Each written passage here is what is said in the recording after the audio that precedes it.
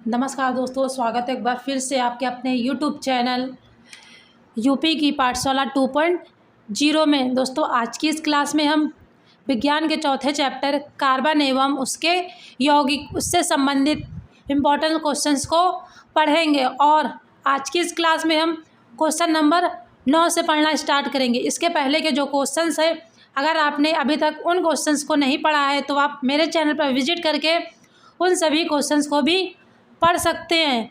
तो चलिए बिना किसी देरी की वीडियो स्टार्ट करते हैं। क्वेश्चन नंबर 9 क्या दिया गया है? संतृप्त हाइड्रोकार्बन एवं असंतृप्त हाइड्रोकार्बन में अंतर लिखिए। क्वेश्चन नंबर 9 क्या दिया गया है? संतृप्त हाइड्रोकार्बन एवं असंतृप्त हाइड्रोकार्बन में अंतर लिखिए। तो पहली हेडिंग होगी हमारी संतृप्त हाइड्रोकार्बन। इसमें पहला पॉइंट है, दो कार्बन परमाणु के मध्य एकल बंध होते हैं।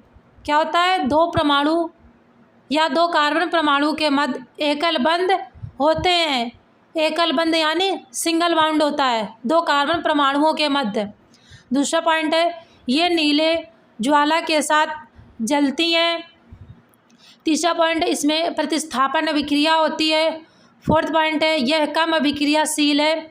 पांचवा पॉइंट है CH4। क्या है? CH4।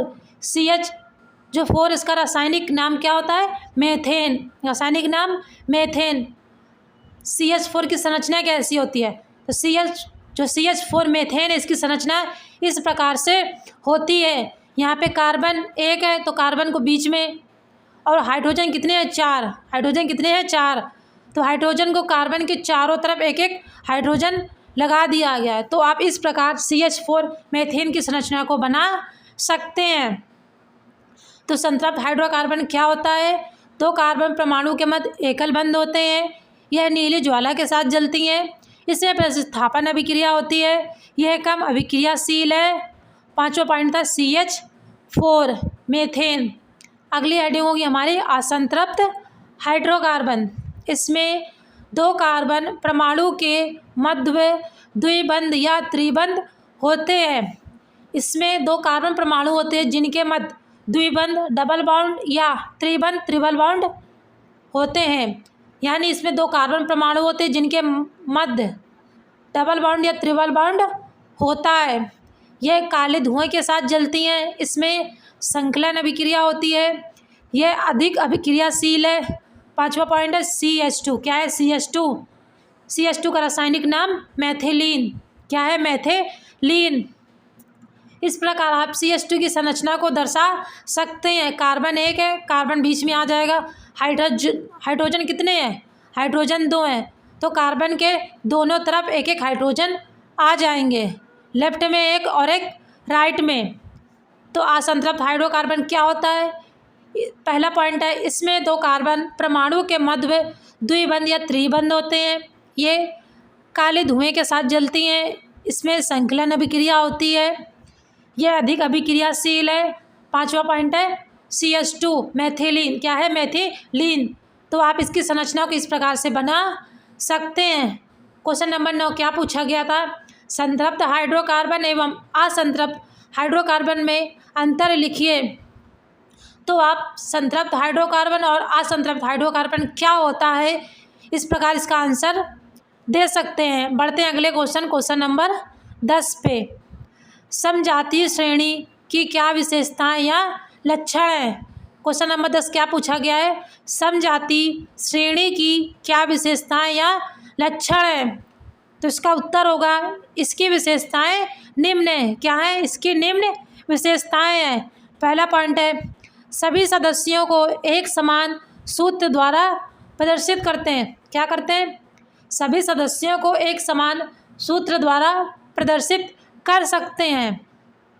दूसरा पॉइंट है, सभी सदस्यों का एक ही क्रियात्मक समूह होता है। तीसरा, प्रत्येक सदस्य के अणु में CH2 का अंतर होता है। क्या होता है? CH2 का अंतर होता है। चौथा पॉइंट है, किसी एक सदस्य के गुणधर्म के आधार पर सभी सदस्यों के समान गुणधर्म ज्ञात कर सकते हैं। तो समजातीय श्रेणी की क्या विशेषताएं या क्या लक्षण है, इसकी विशेषताएं निम्न है। पहला पॉइंट था सभी सदस्यों को एक समान सूत्र द्वारा प्रदर्शित कर सकते हैं। इसमें जो सभी सदस्य होते हैं इनको एक समान सूत्र द्वारा प्रदर्शित किया जा सकता है। दूसरा है सभी सदस्यों का एक ही क्रियात्मक समूह होता है। क्या होता है? इसमें जो सदस्य होते हैं सभी सदस्यों का एक ही क्रियात्मक समूह होता है। तीसरा पॉइंट प्रत्येक सदस्य के अणु में CH2 का अंतर होता है। किसका? CH2 क्या होता है? CH2 का रासायनिक नाम मैथिलीन। क्या है? मैथिलीन। तो जो इसमें प्रत्येक सदस्य के अणु होते हैं उनके बीच में CH2 यानी मैथिलीन का अंतर होता है। अगला पॉइंट था 4th नंबर किसी एक सदस्य के गुणधर्म के आधार पर सभी सदस्यों के समान गुणधर्म ज्ञात कर सकते हैं। यदि एक सदस्य के गुणधर्म हमें पता है तो हम सभी सदस्यों का गुणधर्म एक साथ निकाल सकते हैं। इस प्रकार आप क्वेश्चन नंबर जो 10 पूछा गया था समजातीय श्रेणी की क्या विशेषताएं हैं या समजातीय श्रेणी के क्या लक्षण हैं, तो आप इस प्रकार इसका आंसर दे सकते हैं। बढ़ते हैं अगले क्वेश्चन नंबर 11 पे। क्वेश्चन नंबर 11 क्या दिया गया है? एथेनॉल और एथनोइक। क्या है? एथेनॉल और एथनोइक के भौतिक गुणों के आधार पर अंतर लिखिए। किसके आधार पर? जो एथेनॉल और एथनोइक है इनके भौतिक गुणों के आधार पर इनके बीच में अंतर लिखना है। तो हम एक तरफ एथेनॉल और दूसरी तरफ एथनोइक लिख लेंगे। तो एथेनॉल में पहला पॉइंट है इसकी विशिष्ट गंध होती है। एथेनॉल क्या होता है? इसकी विशिष्ट गंध होती है। एथनोइक में क्या होता है? इसकी सिरके जैसी गंध आती है। किसकी? जो एथनोइक होता है इसके सिरके जैसे गंध आती है। एथेनॉल में दूसरा पॉइंट है इसका क्वथनांक 351 के यानी 351 केल्विन होता है। एथनोइक में इसका क्वथनांक 391 केल्विन कितना? 391 केल्विन होता है। और एथेनॉल में तीसरा पॉइंट है इसका गलनांक 156 केल्विन होता है जबकि एथनोइक में इसका गलनांक 290 केल्विन होता है। 4th पॉइंट है यह वैद्युत का चालन नहीं करता है जबकि एथनोइक यह वैद्युत का चालन करता है। तो क्वेश्चन नंबर 11 क्या था? एथेनॉल और एथनोइक अम्ल के भौतिक गुणों के आधार पर अंतर लिखिए। जो यहाँ पे क्वेश्चन दिया गया था एथेनॉल और एथनोइक के भौतिक गुणों के आधार पर हमें अंतर लिखना है, ना कि रासायनिक गुणों के आधार पर। तो आप क्वेश्चन को ध्यान से जरूर पढ़िएगा। क्वेश्चन है एथेनॉल और एथनोइक अम्ल के भौतिक गुणों के आधार पर अंतर लिखिए। तो एथेनॉल क्या है? इसकी विशिष्ट गंध होती है जबकि एथनोइक इसके सिरके जैसी गंध होती है। दूसरा पॉइंट है इसका क्वथनांक 351 केल्विन होता है जबकि इसका क्वथनांक 351 केल्विन होता है। इसका गलनांक 156 केल्विन होता है जबकि एथनोइक में इसका गलनांक 290 केल्विन होता है। 4th पॉइंट है यह वैद्युत का चालन नहीं करता है। कौन? जो एथेनॉल होता है यह वैद्युत का चालन नहीं करता है जबकि एथनोइक यह वैद्युत का चालन करता है। तो आप इस प्रकार क्वेश्चन नंबर 11 जो दिया गया था एथेनॉल और एथनोइक में भौतिक गुणों के आधार पर अंतर लिखिए, तो आप इसका आंसर इस प्रकार दे सकते हैं। बढ़ते अगले क्वेश्चन नंबर 12 पे। क्वेश्चन नंबर 12 क्या दिया गया? एथेनॉल और एथनोइक में रासायनिक गुणों के आधार पर अंतर लिखिए। किसके गुणों के आधार पर? रासायनिक गुणों के आधार पर। इससे पहले जो क्वेश्चन था उसमें क्या लिखना था? एथेनॉल और एथनोइक में भौतिक गुणों के आधार पर अंतर लिखना था।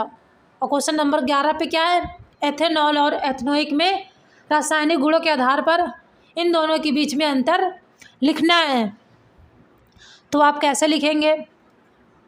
एक तरफ एथेनॉल और दूसरी तरफ एथनोइक अम्ल। एथेनॉल में पहला पॉइंट है यह उदासीन पदार्थ है। क्या है? उदासीन पदार्थ है जबकि एथनोइक एक अम्लीय पदार्थ है।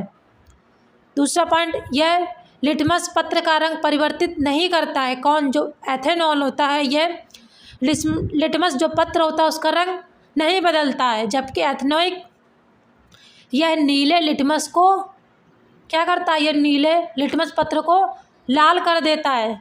जो एथनोइक होता है ये नीले लिटमस पत्र को लाल कर देता है। तीसरा पॉइंट है यह सोडियम कार्बोनेट से अभिक्रिया नहीं करता है। कौन? एथेनॉल। जो एथेनॉल होता है ये सोडियम कार्बोनेट से अभिक्रिया नहीं करता है, जबकि एथेनॉइक यह सोडियम कार्बोनेट से अभिक्रिया करके लवण एवं CO2 कार्बन डाइऑक्साइड गैस उत्पन्न करता है। कौन? एथेनॉइक। एथेनॉइक क्या करता है? यह सोडियम कार्बोनेट से अभिक्रिया करके लवण एवं CO2 कार्बन डाइऑक्साइड गैस होती है उत्पन्न करता है। क्वेश्चन नंबर 11 था, एथेनॉल और एथेनॉइक के रासायनिक गुणों के आधार पर अंतर लिखिए। एथेनॉल और एथेनॉइक अम्ल। एथेनॉल में पहला पॉइंट था यह उदासीन पदार्थ है, जबकि एथेनॉइक यह अम्लीय पदार्थ है। एथेनॉल यह नीले या हाँ ये भी बोल सकते हैं आप, यह नीले लिटमस का रंग नहीं बदलता है, जबकि जो एथेनॉइक होता है यह नीले लिटमस को लाल कर देता है। तीसरा पॉइंट है यह सोडियम कार्बोनेट से अभिक्रिया नहीं करता है, जबकि एथेनॉइक यह सोडियम कार्बोनेट से अभिक्रिया करता है, लेकिन अभिक्रिया करने के बाद यह लवण एवं CO2 कार्बन डाइऑक्साइड गैस उत्पन्न करता है। कौन? एथेनॉइक। तो क्वेश्चन नंबर 12 था, एथेनॉल और एथेनॉइक में रासायनिक गुणों के आधार पर अंतर लिखिए। तो आप इन दोनों के बीच में अंतर इस प्रकार से लिख सकते हैं। इससे पहले जो क्वेश्चन था क्वेश्चन नंबर 11, हमें इन दोनों के बीच में भौतिक गुणों के आधार पर आंसर लिखना था, और क्वेश्चन नंबर 12 में इन दोनों के बीच में रासायनिक गुणों के आधार पर अंतर लिखना था। तो आप क्वेश्चन को ज़रूर ध्यान से पढ़िएगा कि जो क्वेश्चन आपसे पूछा गया है एथेनॉल और एथेनॉइक में भौतिक गुणों के आधार पर या रासायनिक गुणों के आधार पर अंतर पूछा गया, तो आप क्वेश्चन को ध्यान से पढ़िएगा और उसका आंसर ठीक इसी प्रकार से दीजिएगा। बढ़ते हैं अगले क्वेश्चन। सॉरी एक पॉइंट और है, किसमें रासायनिक गुणों के आधार पर, इसका 4 पॉइंट था। इसमें सोडियम धातु डालने पर हाइड्रोजन गैस बुदबुदाहट के साथ निकलती है। कौन सी गैस? एथेनॉल में। एथेनॉल में क्या होता है, जब इसे सोडियम धातु में डाला जाता है तो हाइड्रोजन गैस बुदबुदाहट के साथ निकलती है एथेनॉल में, जबकि एथेनॉइक में क्या होता है, इसमें सोडियम धातु डालने पर हाइड्रोजन गैस बुदबुदाहट के साथ नहीं निकलती है। किसमें? एथेनॉइक में। किसमें? एथेनॉइक में। तो मैं इन्हीं चारों पॉइंट को फिर से रिपीट कर देती हूँ। यह उदासीन पदार्थ है, जबकि एथेनॉइक यह अम्लीय पदार्थ है। यह लिटमस पत्र का रंग परिवर्तित नहीं करता है, जबकि एथेनॉइक यह नीले लिटमस को लाल कर देता है। यह सोडियम कार्बोनेट से अभिक्रिया नहीं करता है, जबकि एथेनॉइक यह सोडियम कार्बोनेट से अभिक्रिया करके लवण एवं कार्बन डाई गैस उत्पन्न करता है। अगला पॉइंट है, इसमें सोडियम धातु डालने पर हाइड्रोजन गैस बुदबुदाहट के साथ निकलती है। किसमें? एथेनॉल में। जबकि एथेनॉइक में इसमें सोडियम धातु डालने पर हाइड्रोजन गैस बुदबुदाहट के साथ नहीं निकलती है। किसमें? एथेनॉइक में। तो आप जैसे कि मैंने पहले बताया, क्वेश्चन आपसे क्या पूछा गया है, एथेनॉल और एथेनॉइक में भौतिक गुणों के आधार पर या रासायनिक गुणों के आधार पर, किसके आधार पर अंतर पूछा गया है। तो क्वेश्चन को ध्यान से पढ़िएगा, फिर उसका आंसर दीजिएगा। बढ़ते हैं अगले क्वेश्चन नंबर 13 पे। क्वेश्चन नंबर 13 क्या है? अल्कोहल क्या है? क्या है? अल्कोहल क्या है? तो अल्कोहल क्या होता है? ऐसे कार्बनिक यौगिक जिसमें OH क्रियात्मक समूह होता है। क्या होता है? ऐसे कार्बनिक यौगिक जिसमें OH क्रियात्मक समूह होता है अल्कोहल कहलाते हैं। क्या कहलाते हैं? अल्कोहल कहलाते हैं। अल्कोहल क्या होता है? ऐसे कार्बनिक यौगिक जिनमें OH क्रियात्मक समूह होता है अल्कोहल कहलाते हैं। इसके आगे जो मैं आपको बताऊंगी, जो मतलब जैसे जो धातु में उनकी संरचना में अगर आपको OH कौन सा ग्रुप, OH ग्रुप दिखता है तो आप पहचान सकते हैं इसे क्या बोलते हैं। तो OH क्या है? क्रियात्मक समूह, जिसे अल्कोहल कहते हैं। क्या कहते हैं? अल्कोहल कहते हैं। तो अल्कोहल क्या होता है? ऐसे कार्बनिक यौगिक जिसमें OH क्रियात्मक समूह होता है अल्कोहल कहलाते हैं। बढ़ते अगले क्वेश्चन नंबर 14 पे। क्वेश्चन नंबर 14 क्या पूछा गया है? तो क्वेश्चन नंबर 14 क्या दिया गया था? क्रियात्मक समूह किसे कहते हैं? क्या पूछा गया है? क्रियात्मक समूह किसे कहते हैं? किसी कार्बनिक यौगिक से विशिष्ट प्रकार से जुड़ा परमाणु का वह समूह जो उस कार्बनिक यौगिक अभिलक्षण गुणों के लिए उत्तरदायी होता है क्रियात्मक समूह कहलाता है। क्या होता है क्रियात्मक समूह? किसी कार्बनिक यौगिक से विशिष्ट प्रकार से जुड़ा परमाणु, किस प्रकार से? विशिष्ट प्रकार से जुड़ा परमाणु का वह समूह जो उस कार्बनिक यौगिक अभिलक्षण गुणों के लिए उत्तरदायी होता है क्रियात्मक समूह कहलाता है। मतलब अगर किसी कार्बनिक यौगिक से एक विशिष्ट प्रकार का परमाणु जुड़ा हो या एक विशिष्ट प्रकार का ग्रुप जुड़ा हुआ, जैसे OH। OH क्या एक क्रियात्मक समूह है जिसे अल्कोहल कहते हैं। अगर OH किसी कार्बनिक यौगिक से जुड़ा होता है तो वह उसके अभिलक्षण गुणों के लिए उत्तरदायी होता है। किसके लिए? अभिलक्षण गुणों के लिए उत्तरदायी होता है। तो इस प्रकार जो गुण होता है उसे क्रियात्मक समूह कहते हैं। तो क्रियात्मक समूह क्या होता है?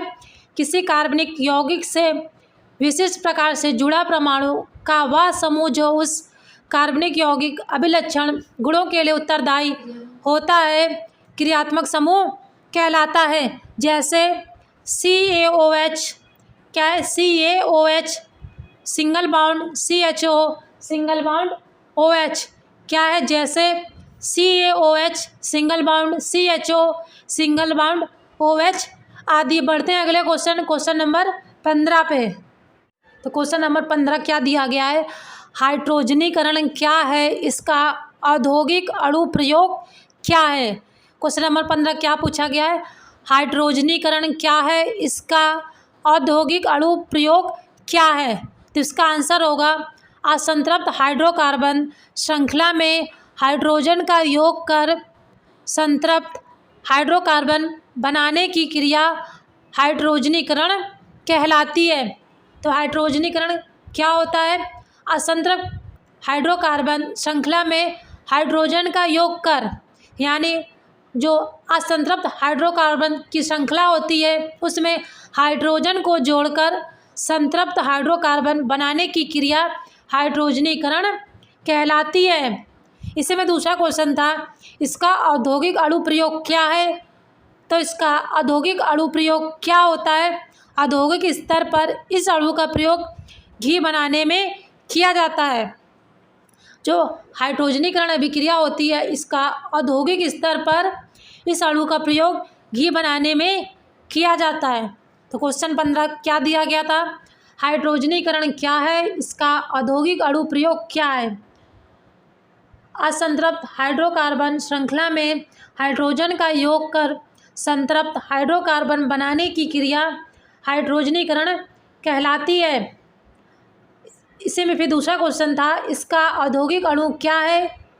औद्योगिक स्तर पर इस अणु का प्रयोग घी बनाने के लिए किया जाता है। तो जो क्वेश्चन 15 था, हाइड्रोजनीकरण क्या है, इसका औद्योगिक अणु का क्या प्रयोग है, तो आप इसका आंसर इस प्रकार दे सकते हैं। बढ़ते हैं अगले क्वेश्चन नंबर 16 पे। क्वेश्चन नंबर 16 क्या दिया गया है? विकृत अल्कोहल क्या है, पीने योग्य क्यों नहीं होता? क्या पूछा गया है? विकृत अल्कोहल क्या होता है? इसी में दूसरा क्वेश्चन है, यह पीने योग्य क्यों नहीं होता है? तो इसका उत्तर होगा ऐसे अल्कोहल जिनमें कुछ विषैले पदार्थ जैसे मेथिल अल्कोहल, पिरीडीन आदि मिले हैं। क्वेश्चन नंबर 16 दिया गया है, विकृत अल्कोहल क्या है, पीने योग्य क्यों नहीं होता है?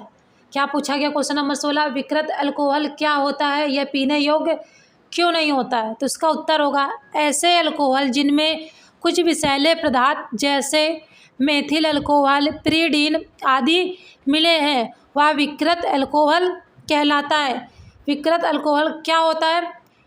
ऐसे अल्कोहल जिसमें कुछ विषैले पदार्थ जैसे मेथिल अल्कोहल, पिरीडीन आदि मिले होते हैं विकृत अल्कोहल कहलाता है। इसीलिए यह पीने योग्य नहीं होता है। क्यों नहीं होता है? क्योंकि इसमें कुछ विषैले पदार्थ मिले होते हैं जैसे मेथिल अल्कोहल और पिरीडीन, इसीलिए यह पीने योग्य नहीं होता है। पढ़ते हैं अगले क्वेश्चन नंबर 17 पे।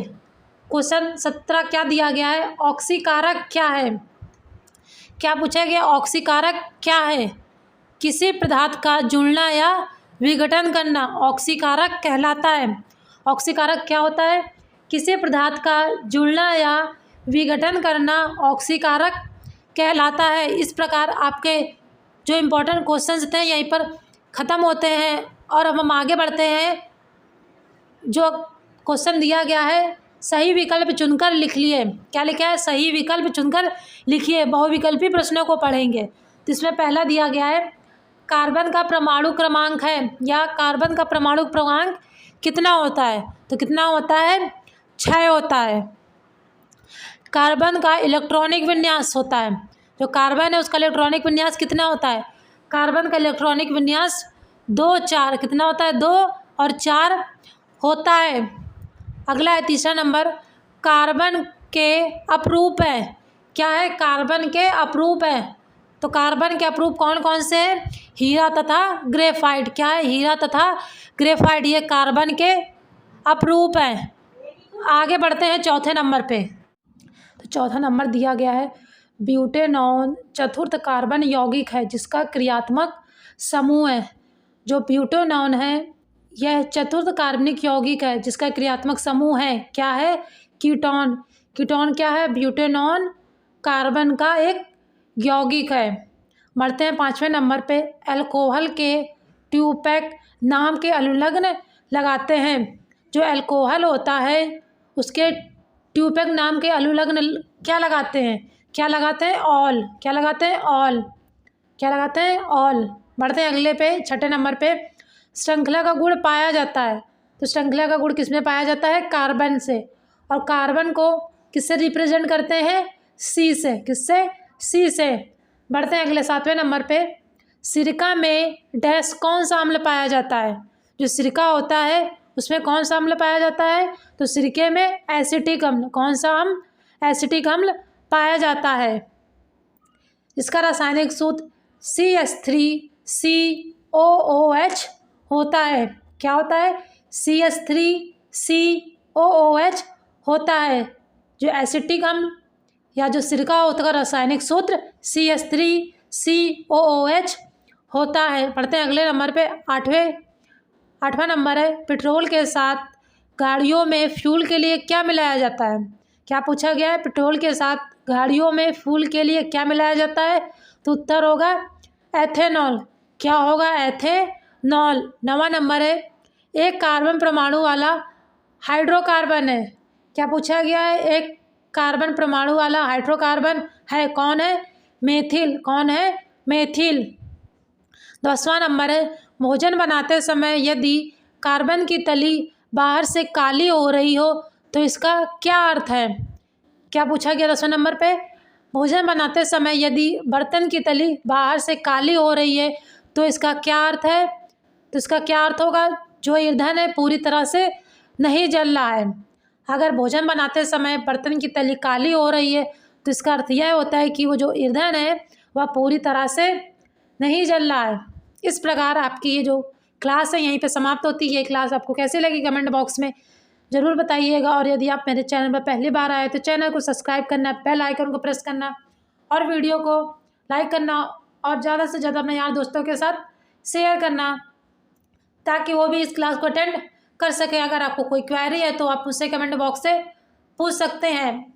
और आपको इस चैनल पर साइंस के अलावा मेरी हिंदी की भी क्लासेस चलती हैं, आप उन क्लासों को भी अटेंड कर सकते हैं। तो मिलते हैं नेक्स्ट वीडियो में नए टॉपिक के साथ। तब तक के लिए जय हिंद।